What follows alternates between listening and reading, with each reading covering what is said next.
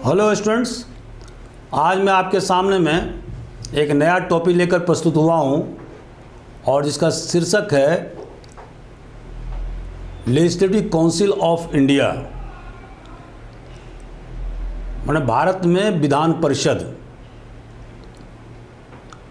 अभी आपने आज के हिंदू पेपर में देखा होगा कि कर्नाटक में 10 दिसंबर को चुनाव होने जा रहे हैं करीब 25 सीटों के लिए, और कुल 25 सीटों का जो चुनाव होगा वो पंचायत समिति, जिला पंचायत, जिला बोर्ड, ग्राम पंचायत, इनके सदस्यों के द्वारा इसका चुनाव होगा। और जैसा कि आप जानते हैं कि भारत के संविधान में धारा 168 और धारा 169 में विधान परिषद के गठन के बारे में, कंपोजिशन के बारे में पूरा डिटेल में व्याख्या की गई है।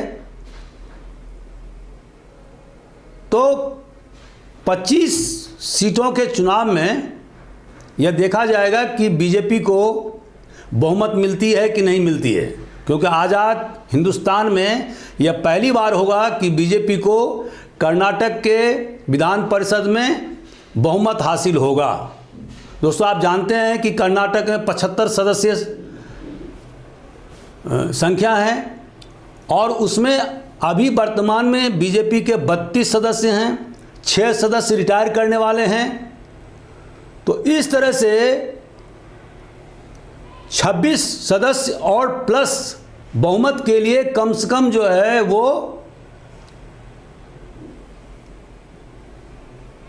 38 सीट होना चाहिए, और उसके लिए बीजेपी को कम से कम 12 सीट और जीतने होंगे। तो ये उसके लिए एक चैलेंज है। और बहुमत मिलना इसलिए ज़रूरी है कि पिछले दिनों ये देखा गया कि बहुत सारे बिल, जैसे इंडस्ट्रियल डिस्प्यूट बिल को विधान परिषद में रोका गया, उसको विथहेल्ड किया गया। तो सत्ता पार्टी को अर्थात बीजेपी को विधान परिषद में भी बहुमत होना जरूरी है। अभी कांग्रेस के पास में वहाँ पर 29 सीट्स हैं विधान परिषद में। तो इसीलिए मैंने आज इस टॉपिक को चुना, क्योंकि ये करंट अफेयर्स का हिस्सा है और ये विभिन्न प्रतियोगी परीक्षा में इस पर सवाल आ सकते हैं। तो दोस्तों, सबसे पहले यह देखना पड़ेगा कि अभी तो मैंने ये बताया कि अभी 6 राज्य जो हैं वहाँ पर विधान परिषद कार्यरत है। अब ये 6 राज्य कौन कौन हैं इसके बारे में आपको बता देता हूँ कि आंध्र प्रदेश, कर्नाटक, तेलंगाना, महाराष्ट्र, बिहार, उत्तर प्रदेश, और लेटेस्ट एडिशन जो है वो तेलंगाना का है। जो 6 राज्य जो हैं वहाँ पर विधान परिषद है। जम्मू कश्मीर में भी विधान परिषद था, लेकिन अभी आप जानते हैं कि जम्मू कश्मीर का दर्जा राज्य से हटा करके अब यूनियन टेरिटरी बनाया गया। उसको 2 भाग में विभाजित किया गया है। लद्दाख को अलग से यूनियन टेरिटरी बनाया गया है, जम्मू कश्मीर को अलग से यूनियन टेरिटरी बनाया गया है, लेकिन वहाँ पर विधानसभा को रखा गया है। लेकिन जो विधान परिषद था उसको एबोलिश कर दिया गया है। तो इस तरह से हम क्या देखते हैं कि 6 राज्यों में विधान परिषद अभी वर्तमान में कार्यरत है। दोस्तों, अब सवाल ये उठता है कि विधान परिषद का सदस्य कौन हो सकता है।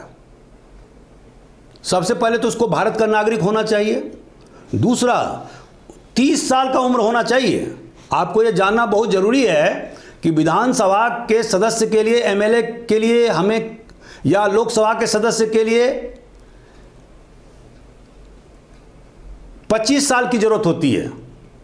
लेकिन राज्यसभा और विधान परिषद दोनों में सदस्य नियुक्त होने के लिए उस अभ्यर्थी को, कैंडिडेट को 30 साल होना जरूरी है।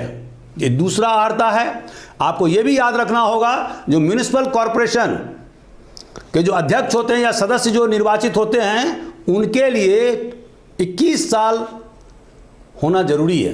तो ये जो उम्र का जो क्राइटेरिया है, इसके बारे में आपको जानना जरूरी है, जो अक्सर परीक्षा में पूछे जाते हैं।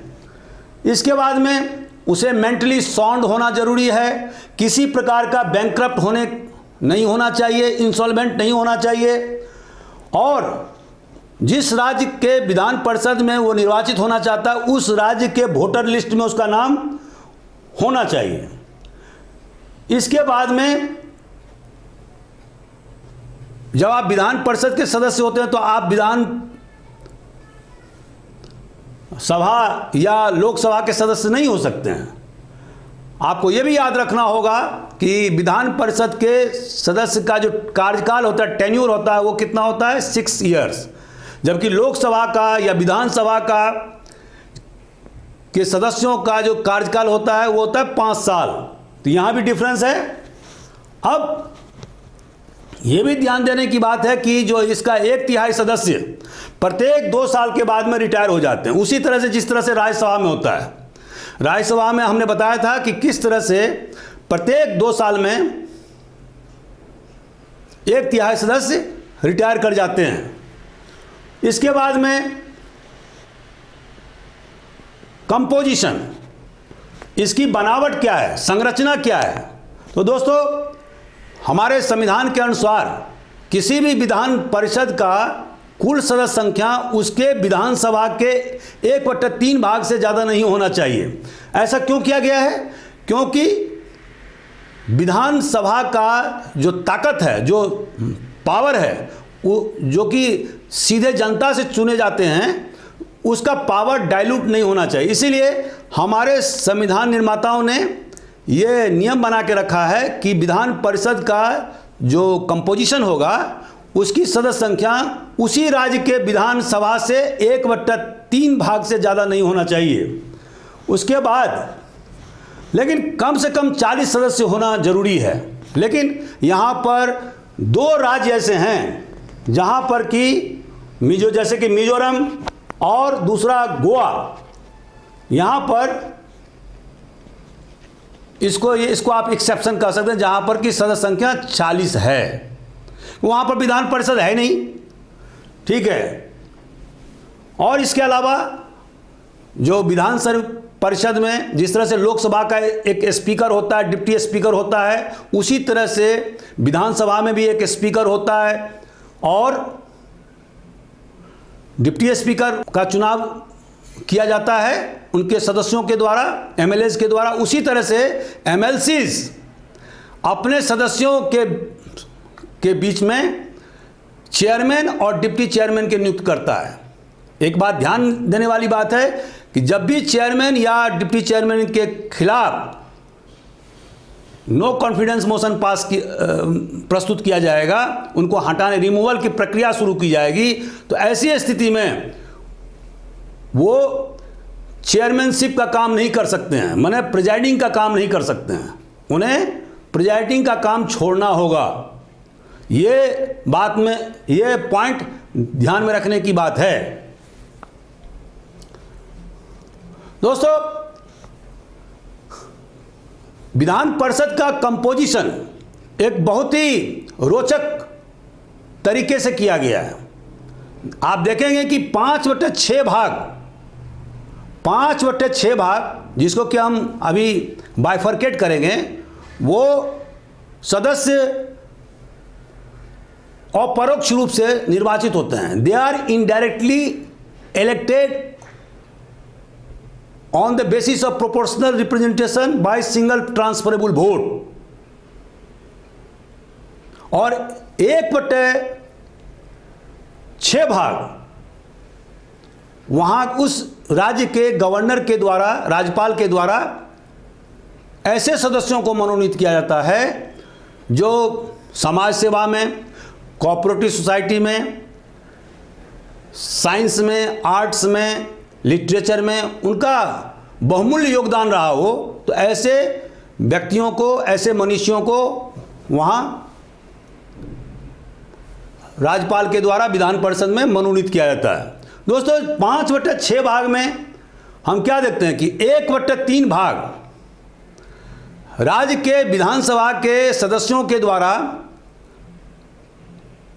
आनुपातिक प्रतिनिधित्व प्रणाली में proportional representation by single transferable vote के माध्यम से चुनाव किया जाता है। उसके बाद 1/3 भाग जो अभी हमने बताया कि पंचायत समिति, कोऑपरेटिव सोसाइटी और लोकल बॉडीज, डिस्ट्रिक्ट बोर्ड, इनके सदस्यों के द्वारा अपरोक्ष रूप से चुनाव किया जाता है proportional representation by single transferable vote के माध्यम से। और उसके बाद 1/12 सदस्य है वो जो उस राज्य के जो ग्रेजुएट होते हैं, जो 3 साल पहले पास आउट हो चुके हैं, उनके द्वारा चुनाव किया जाता है। और 1/12 भाग उन शिक्षकों के द्वारा जो हाई स्कूल के, कॉलेज के, यूनिवर्सिटी के हैं, शिक्षक जो 3 साल से अधिक समय से पढ़ाते रहे हैं, वो उनके द्वारा 1/12 सदस्यों का चुनाव होता है। तो इस तरह से हम क्या देखते हैं कि गवर्नर के द्वारा जो मनोनीत सदस्य का जो चुनाव होता है उसमें कोर्ट के द्वारा किसी प्रकार की दखलंदाजी नहीं की जा सकती है। There can not be interference by court regarding the bona fide of the governor in nomination of the distinguished people. तो ये गवर्नर को इंपॉर्टेंट प्रिविलेजेस मिला हुआ है। इसके बाद दोस्तों मैं बताना चाहता हूं कि विभिन्न जो 6 राज्य हैं उसके विधान परिषद का कंपोजिशन क्या है। तो पहला आंध्र प्रदेश, अभी उसमें सदस्य संख्या 58 है, जिसमें कि 50 चुने जाते हैं अपरोक्ष रूप से और 8 नामांकित होते हैं गवर्नर के द्वारा। बिहार में कुल सदस्य संख्या 75 है, जिसमें कि 63 सदस्यों का चुनाव होता है, 12 सदस्य का नामांकन गवर्नर के द्वारा होता है।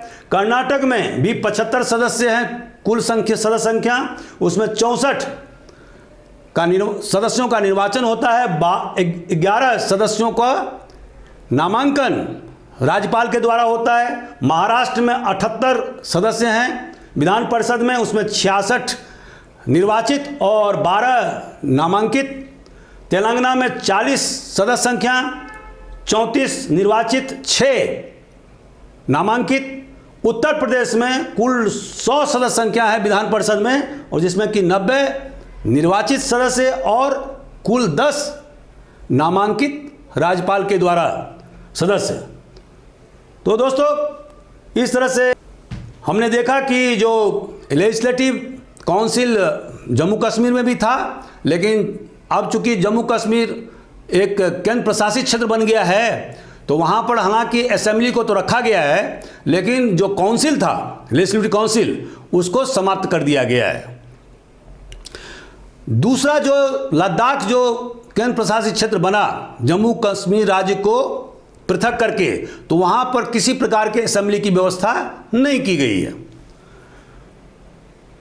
दोस्तों एक बात ध्यान में रखने वाली बात है कि जो लेजिस्लेटिव काउंसिल होता है वो राज्यसभा की तरह परमानेंट बॉडी होता है, उसका डिसोल्यूशन नहीं किया जा सकता है, उसे भंग नहीं किया जा सकता है। जैसा कि आप देखते हैं कि हर 5 साल के बाद में असेंबली का चुनाव होता है या लोकसभा का चुनाव होता है, या उसके पहले भी असेंबली या लोकसभा को भंग किया जा सकता है। अगर सरकार नो कॉन्फिडेंस मोशन पर हार जाए तो उसे चुनाव आहूत करना होता है, लोकसभा को भंग करना होता है। लेकिन ऐसी स्थिति ना तो राज्यसभा के साथ में है, ना विधान परिषद के साथ में है। हम क्या देखते हैं कि ये एक परमानेंट बॉडी है, जिसमें कि प्रत्येक 2 साल के बाद में उसके 1/3 सदस्य रिटायर होते हैं, और इनका जो कार्यकाल होता है सदस्यों का, जिस तरह से राज्यसभा के सदस्य और विधान परिषद के सदस्य दोनों का कार्यकाल 6 साल के लिए होता है। तो ये ध्यान में रखने की जरूरत है। दोस्तों अब इम्पॉर्टेंट जो हमारा जो अगला जो कंपोनेंट है वो है creation, abolition, roles of state legislative council. आप जैसा कि जानते हैं कि धारा 169 जो भारत का संविधान है वो क्या कहता है कि स्टेट लेजिस्लेटिव काउंसिल को ख़त्म किया जा सकता है, पुनर्निर्माण किया जा सकता है और उसकी एक प्रक्रिया है।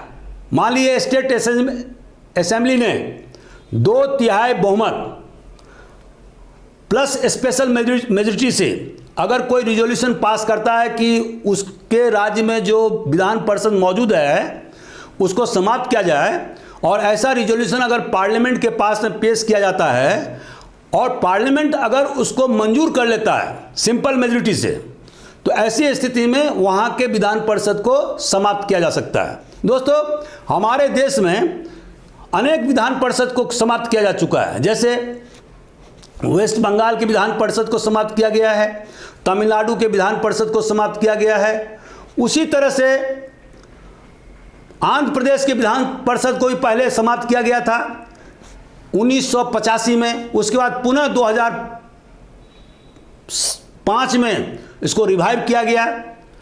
तो आप क्रिएट भी कर सकते हैं और एबोलिश भी कर सकते हैं, ये असेंबली पर, उस राज्य के असेंबली पर निर्भर करता है। दोस्तों, एक बात ध्यान में रखने वाली बात है कि जो स्टेट लेजिस्लेटिव काउंसिल के अधिकार बहुत ही सीमित हैं। हमें यह जानना होगा कि जिस तरह से केंद्र की सरकार माने एग्जीक्यूटिव राज्यसभा के प्रति उत्तरदायी नहीं होता है, वो केवल लोकसभा के प्रति उत्तरदायी होता है। और जिस प्रकार से जब तक लोकसभा में सरकार का बहुमत रहता है तब तक वो सरकार कायम रहती है, उसी तरह से राज्यों में भी यही व्यवस्था है। राज्य की सरकारें तब तक अपने पद पर बने रह सकते हैं जब तक कि वहाँ के असेंबली में उन्हें बहुमत प्राप्त है। अगर बहुमत प्राप्त नहीं है, नो कॉन्फिडेंस मोशन में उनकी सरकार हार जाती है, तो उन्हें इस्तीफा देना होगा। लेकिन कोई भी राज्य सरकार विधान परिषद के प्रति उत्तरदायी नहीं होता है। हो सकता है कि जब कोई राज्य सरकार कार्यरत हो तो वहाँ के विधान परिषद में विरोधी दल का बहुमत हो, जैसा कि मैंने अभी बताया आपको कि बहुत सारे राज्य ऐसे हैं, जैसे अभी आंध्र प्रदेश। अब आंध्र प्रदेश में तो वाईएसआर कांग्रेस का बहुमत है, लेकिन विधान परिषद में क्या स्थिति है, तेलुगु देशम पार्टी का बहुमत है। तो ऐसी स्थिति आ सकती है। ऐसा ही स्थिति केंद्र के स्तर पर भी हो सकता है, जहां पर कि केंद्र में किसी एक सरकार का बहुमत हो लेकिन राज्यसभा में उसका बहुमत नहीं हो, वो अल्पमत में हो। तो ये स्थिति बन सकती है, लेकिन इससे कोई फर्क नहीं पड़ता है, क्योंकि सरकार के सेहत पर कोई असर नहीं पड़ेगा, सरकार के अस्थायित्व पर कोई असर नहीं पड़ेगा, क्योंकि गवर्नमेंट ऑफ द डे जो है वो केंद्र में लोकसभा और राज्य में विधानसभा के प्रति उत्तरदायी है, ना कि विधान परिषद या राज्यसभा के प्रति। ये याद रखना होगा। दोस्तों, अब सवाल ये उठता है कि लेजिस्लेटिव काउंसिल के अधिकार क्या हैं। पहला, कोई भी कानून जो या कोई भी बिल जो विधानसभा में पेश किया जाता है, मान लीजिए मनी बिल, तो मनी बिल को पेश करने के बाद में अगर वो पास हो जाता है विधानसभा में, तो विधान परिषद को मात्र 14 दिन ही रखने का अधिकार है। विधान परिषद हो सकता है कि उसको उस बिल में कुछ अमेंडमेंट करे, संशोधन करे और अपने सुझाव माने रिकमेंडेशन विधान सभा को भेजे, या 14 दिन से अधिक समय के लिए विथहेल्ड कर ले। तो अगर 14 दिन से अधिक समय के लिए वो विथहेल्ड कर लेता है तो इसका मतलब क्या हुआ? इसका मतलब यह हुआ कि वो बिल पास समझा जाएगा। उसी तरह से विधानसभा को यह अख्तियार है कि जो भी रिकमेंडेशंस विधान परिषद के द्वारा भेजे गए हैं उसे स्वीकार करे या ना करे। तो इस तरह से हम क्या देखते हैं कि जिस तरह से राज्यसभा को मनी बिल के मामले में बहुत ही सीमित अधिकार है, मतलब 14 दिन रखने का अधिकार राज्यसभा को भी है हमारे देश में, और 14 दिन रखने का अधिकार विधान परिषद को भी है। और वहाँ मनी बिल के मामले में जो हमारे दोनों अपर हाउस हैं, केंद्र के स्तर पर और राज्य के स्तर पर, उनका अधिकार बहुत ही लिमिट है। बहुत ही लिमिटेड है, बहुत ही सीमित है। अगर मान लीजिए कि अदर देन मनी बिल के मामले में क्या स्थिति है, तो हम क्या देखते हैं कि अगर जो ऑर्डिनरी बिल है उसमें उस बिल को अगर विधान परिषद के द्वारा पास किया जाता है तो विधान परिषद को उस पर 3 महीने तक विचार विमर्श करने का अधिकार है। लेकिन अगर उसके बाद भी वो वापस नहीं करता है या संशोधन करता है तो विधान पर सभा को यह अधिकार है कि पुनः उस बिल को पास करे और विधान परिषद को भेजे। अब दूसरी स्थिति में विधान परिषद को मात्र 1 महीना तक उसको डिले करने का अधिकार है। तो दोस्तों यहां हम क्या देखते हैं कि राज्यसभा से भी बहुत कम अधिकार है, क्योंकि हमें मालूम है कि अदर देन मनी बिल के मामले में राज्यसभा को लोकसभा से बराबर का अधिकार प्राप्त है। जैसे कि लोकसभा में अगर कोई बिल पास हो गया है तो राज्यसभा में भी बिल पास होना जरूरी है।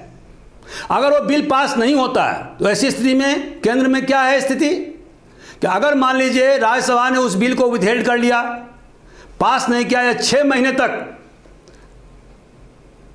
उसको विथहेल्ड करके रखा हुआ है या उसको रिजेक्ट कर दिया, तो ऐसी स्थिति में धारा 108 के मुताबिक ज्वाइंट सिटिंग ऑफ पार्लियामेंट का विधान है, और जिसमें जब ज्वाइंट सिटिंग होगा तो ऐसी स्थिति में उसका जो अध्यक्षता करेगा वो कौन करेगा? Speaker of Lok Sabha. और ऐसी स्थिति में चूंकि लोकसभा की सदस्य संख्या राज्यसभा से डबल है और डबल से भी ज़्यादा है, तो लोकसभा के जो ओपिनियन हैं, जो विचार हैं, वही प्रिवेल होने की संभावना है। लेकिन ऐसी स्थिति हम विधान परिषद के मामले में नहीं देखते हैं, जहां पर कि ज्वाइंट सिटिंग का कोई विधान नहीं है, जहां पर कि विधान परिषद को पूरी तरह से असेंबलीज के विधानसभा के नीचे रखा गया है। आपको मालूम होगा कि राज्यसभा को कुछ ऐसे भी अधिकार हैं जो कि लोकसभा को नहीं है। जैसे कि अगर किसी स्टेट लिस्ट के विषय पर अगर कोई कानून बनाना है तो ऐसी स्थिति में राज्यसभा से 2/3 बहुमत से उस बिल को पास करना होगा और संबंधित स्टेट लिस्ट के किसी भी विषय वस्तु पर कानून राज्यसभा बना सकती है, उसके बाद लोकसभा से पास करना होगा। उसी तरह से अगर कोई ऑल इंडिया सर्विसेज का निर्माण करना है तो उसके लिए राज्यसभा से उसको 2/3 बहुमत से पास होना है उस रिजोल्यूशन को। जैसे कि मान लीजिए ऑल इंडिया जुडिशल सर्विस को क्रिएट करना है, सर्विसेज है जैसे कि IAS IPS and Indian forest service, उसी तरह से भारत सरकार अभी विचार कर रही है कि ऑल इंडिया जुडिशल सर्विस भी क्रिएट किया जाए।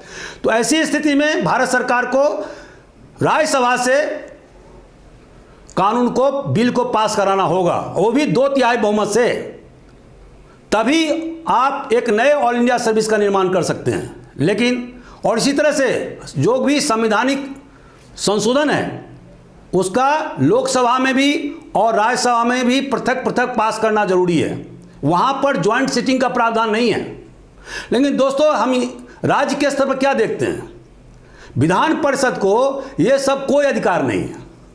विधान परिषद अधिक से अधिक किसी भी सामान्य बिल को भी 4 महीने तक पेंडिंग रख सकती है, उसके बाद उसे पास करना होगा। अब सवाल उठता है कि आखिर यूटिलिटी क्या है, इसकी उपादेयता क्या है, विधान परिषद क्यों रखा गया? कुछ समालोचकों का यह कहना है कि विधान परिषद को रखना मतलब स्टेट एक्सचेकर पर, मतलब खजाना पर वित्तीय भार वहन करना है, जिसकी कोई ज्यादा उपयोगिता नहीं है। कुछ लोगों का यह भी कहना है कि जो हारे हुए जो नेता हैं उनका चैम्बर बन गया है विधान परिषद। उसके बाद में तीसरा पॉइंट हम क्या देखते हैं कि जब आप विधान परिषद और विधानसभा के आमने सामने अगर तुलना करेंगे तो हम क्या पाते हैं कि विधान परिषद को विधानसभा के नीचे रख दिया गया है, मतलब सबऑर्डिनेट कर दिया गया। जैसे मैं अभी मैंने बताया कि अगर विधानसभा चाहे तो वो 2/3 बहुमत से, स्पेशल मेजॉरिटी से रिजोल्यूशन प्रस्ताव पास करके विधान परिषद को खत्म कर सकती है अपने राज्य में, या पुनर्रचना कर सकती है स्पेशल मेजॉरिटी के माध्यम से with the concurrence of parliament. लेकिन ऐसी स्थिति केंद्र स्तर पर नहीं है, जहां पर कि लोकसभा और राज्यसभा को समान स्तर पर रखा गया है। हालांकि मनी बिल के मामले में लोकसभा का बहुत ज़्यादा अधिकार है, लेकिन अन्य मामलों में राज्यसभा लोकसभा से किसी भी स्तर पर काम नहीं है। ऐसी स्थिति हमें राज्य स्तर पर देखने को नहीं मिलता, और यही कारण है कि बहुत सारे राज्यों ने अपने यहाँ से विधान परिषद को समाप्त कर दिया है। लेकिन इसके बावजूद भी दोस्तों 2-3 बातें हैं जो मैं यहाँ बताना चाहता हूँ। होता यह है कि बहुत सारे जो नेता होते हैं वो चुनाव लड़ने के इच्छुक नहीं रहते हैं, तो ऐसे लोगों को विधान परिषद में लाया जा सकता है, नंबर 1। नंबर 2, कभी कभी चुनाव में लहर चलती है और इस लहर में बड़े बड़े राजनेता भी धराशायी हो जाते हैं और चुनाव जीत नहीं पाते हैं। जैसे कि आपको मालूम होगा 1977 में चुनाव हुआ, उसमें भारत की प्रधानमंत्री श्रीमती इंदिरा गांधी खुद रायबरेली क्षेत्र से हार गई थी। अटल बिहारी वाजपेयी 1984 के चुनाव में खुद ग्वालियर से हार गए थे। तो जब लहर चलती है तो उसमें बड़े बड़े राजनेता धराशायी हो जाते हैं।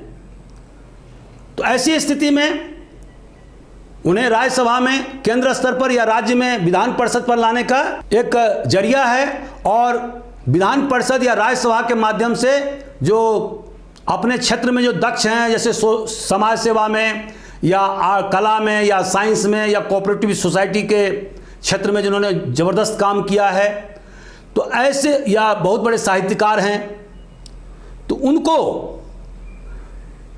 केंद्र में राष्ट्रपति के द्वारा और राज्य में राज्यपाल के द्वारा मनोनीत किया जा करके उनको समुचित स्थान दिया जाता है। और इससे प्रभाव क्या होता है, अगर कोई कानून विधानसभा के द्वारा हड़बड़ी में पास कर दिया जाता है तो वहां पर विधान परिषद में उसको उस कानून को परखने का, उनको संशोधन करने का, उनको सुझाव देने का, और जो अच्छे जो समाज सेवी हैं, जो बहुत ही ज़्यादा ज्ञानवान लोग हैं, जो वहाँ पर मनोनीत होकर के आए हैं या निर्वाचित होकर के आए हैं, उनके सुझाव बहुत ही बहुमूल्य होते हैं। और इस तरह से वो एक विधान परिषद एक कुशन का काम करता है, ताकि हड़बड़ी में कोई भी कानून पास नहीं हो जाए जो कि देश के लिए या राज्य के लिए घातक हो। तो दोस्तों, इस तरह से हम देखते हैं कि विधान परिषद की भी उपादेयता है, और मुझे उम्मीद है कि आपको ये वीडियो अच्छा लगेगा। आप अपने बहुमूल्य सुझाव से हमें अवगत कराएं। हमारे इस वीडियो को लाइक करें, शेयर करें, सब्सक्राइब करें। Thank you very much.